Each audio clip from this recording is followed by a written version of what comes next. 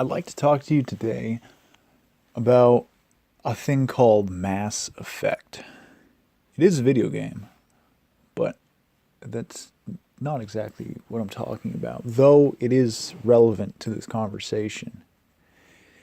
It's the theory that's along the lines of what was almost a meme called The Secret, whereas our thoughts sort of dictate the reality around us. And given that if this world is physical and it isn't a simulation, the whole idea of Mass Effect might be kind of iffy. But if we do live in a simulation, in a matrix almost, the thought of Mass Effect is correct. It's true. It's like whatever the majority of us, the mass, the democracy that makes up this world believes in is sort of what will be.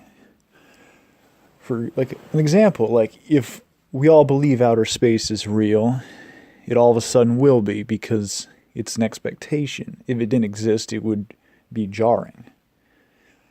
And if we thought that the earth was flat, that's what it would be. So as not to surprise us. So the whole idea of The Secret, it's like, oh, your intentions and beliefs sort of dictate reality, was almost laudable if we don't live in a simulation. But if we do, it's very, very important that what you want the world to be is what you kind of believe in. Or at least almost getting the majority vote is very important. That our entire reality is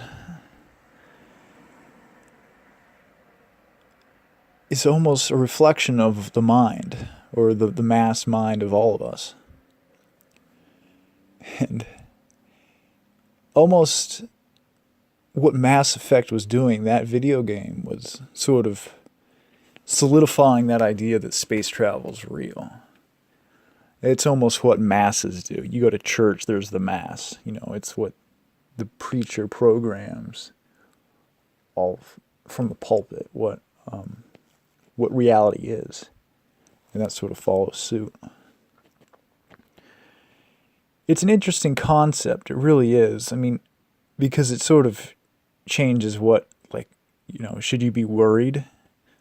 Should you think that, the food's poisonous? Because maybe then it will be. If you think everything's good and peachy, then, maybe it will be. But it's almost, it's ironic in a way, because you can't really, if you start thinking that something's up, then something will be. It's almost attractive, like a magnetic sense. It's almost all around us too, because most of us are delusional as to what reality actually is. Most of us are living under spells that have been placed upon our mind from a very early age. And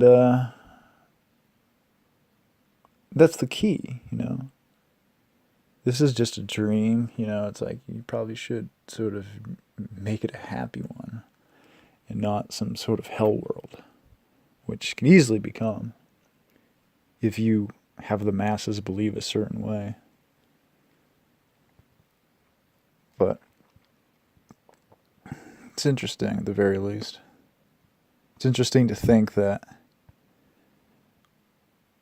our view of reality, of where we're at in the world and the universe, is just this collective delusion, or this collective dream of thoughts.